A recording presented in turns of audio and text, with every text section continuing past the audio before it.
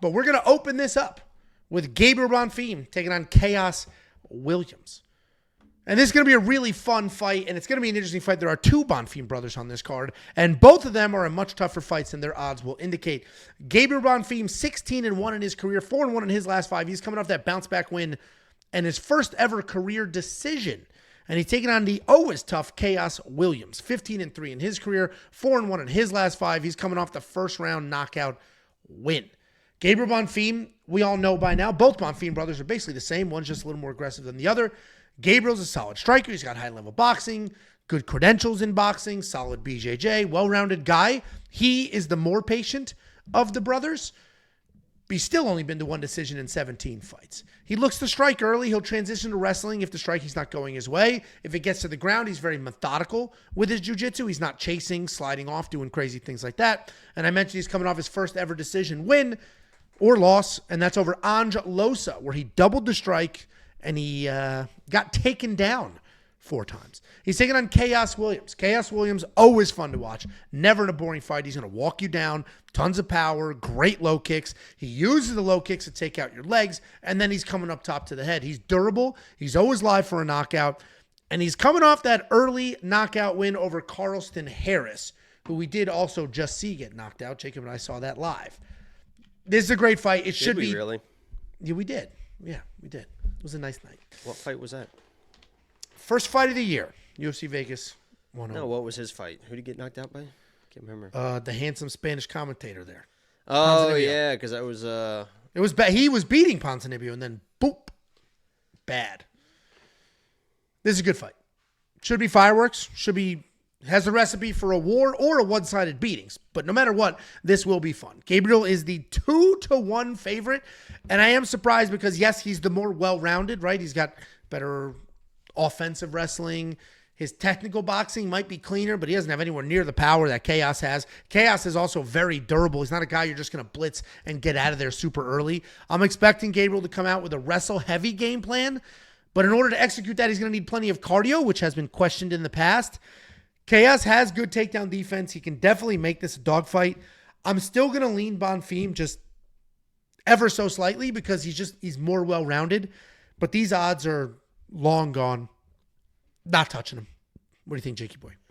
Yeah, I'm actually going with the dog to start here because if Bonfim can't kind of rely on the wrestling and he's not going to have necessarily like a power advantage in the fight to have big moments, and he's kind of got to back off the activity, because I think that's what wins this fight. From whoever is the more active fighter is probably going to win this fight. What I worry about on the Khaos side is that he kind of is looking for those one-hitter quitters too much, because I don't know if those big moments are going to be there against a guy like Gabriel Bonfim. If you're just kind of winging on those shots and missing and not having enough volume, you're going to end up losing this decision. I don't know if Gabriel's going to be able to go to the wrestling against a guy like Khaos. Like you said, if he forces the wrestling, it could be issues in the second and the third round, because Khaos is a very durable guy, good takedown defense with his power as well. So without the wrestling and without him being able to match the activity of Khaos, because he's going to be a little bit worried about the power, because Khaos does have really big power, and he doesn't really need to overswing with the power, which is really nice. It's those nice tight shots, end of the punch type stuff. It's not big overhand rights, just in normal combination. So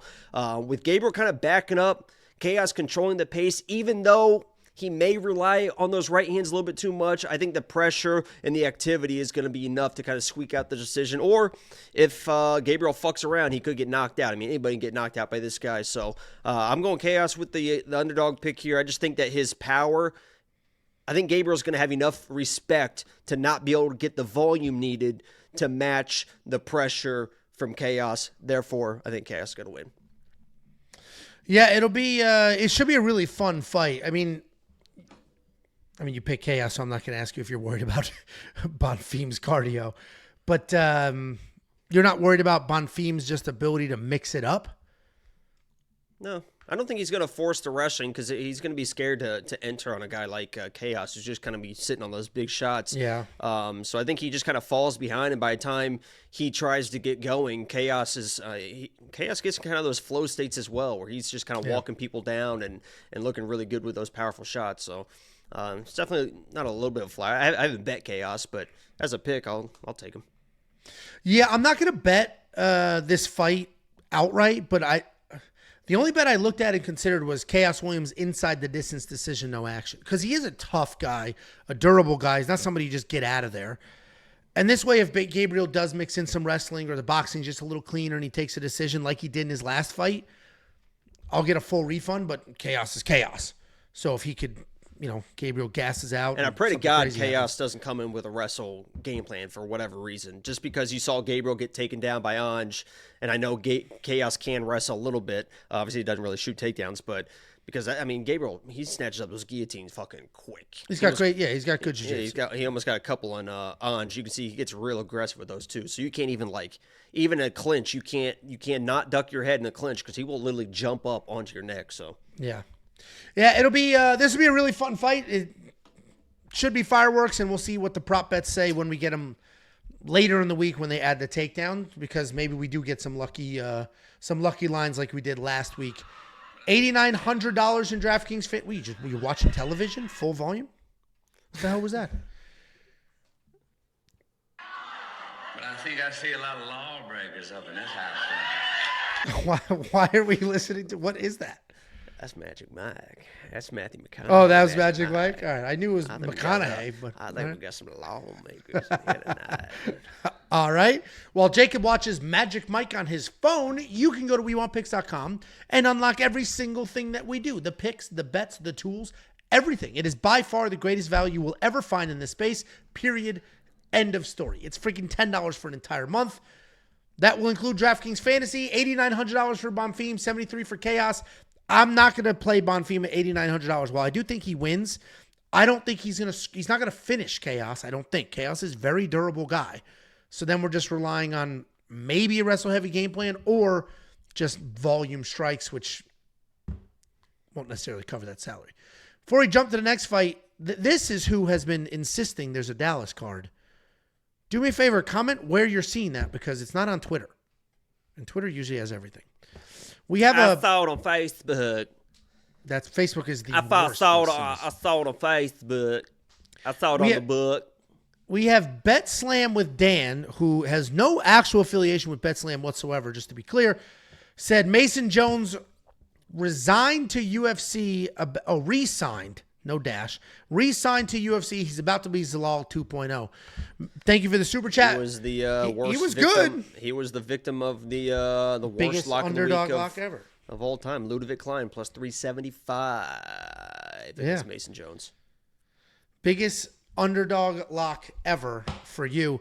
You mentioned on the Facebook, real quick before I move on. If you watch the vlog, I put up a whole shit ton of TVs in the media room, Jakey boy. Next time you come, you'll see. And in the vlog, I sort of time-lapsed those TVs going up, and I just talked about that process. My goal for that, so it's 5 TVs above the main TV, right? Horizontally. My goal is to, you know how when you're in the arena and they have that screen that wraps around like this, and it's like their eyes and the names and the flags? That's my goal, is to figure out how to do that in the media room while we're watching fights. So I am in a Facebook group. What if they put their feet up there? And then everybody's going to watch the fights with boners? It's uncomfortable. Like when Tosh would make everybody take a Viagra. Are you uncomfortable to get a boner? Yeah. It physically hurts, and I get faint because it's so big. The amount of blood that needs to go there, even an enlarged heart has a hard time keeping up. Get hard right now. Let's see the press. Get hard right now. Let's see the press on the jeans. You got sweatpants on? How funny. You see me like, and then the color leaves my face and just under the table. Anyway, so I go to this Facebook group. It's about home theaters. I go to the Facebook group and I say, hey, all. No, it's just Facebook. Oh, but it's a group in Facebook. Oh, I went on the line and opened up the Facebook. The what? On the line. You put the picture on the line. So I posted a picture of it and I said, this is what I'm looking to do. That's Instagram. Yes. I said, this is what I'm looking to do. My own real experience with social media is this, and the random hate that comes from MMA fans and YouTube, right? And there's plenty of it. Jacob misses an underdog lock of the week. You're a loser. I miss a safety parlay. You're a fat loser. Like, I get it. I see all the hate, whatever. I thought, a Facebook group dedicated to people helping each other with home theater groups would be any better. So I just post that and I just write, hey, this is what I did. This is what I'm looking to do. 80% of the comments are like, ugliest shit I've ever seen. What in the hell is this trash? Loser. Nice troll job. It's like, my God, dude, none of these platforms are immune to random internet dweebs. I called some guy a dweeb, and he was like, I'm not a dweeb. It's like, you're the one who chose to come here and comment some shit. Dweeb activity.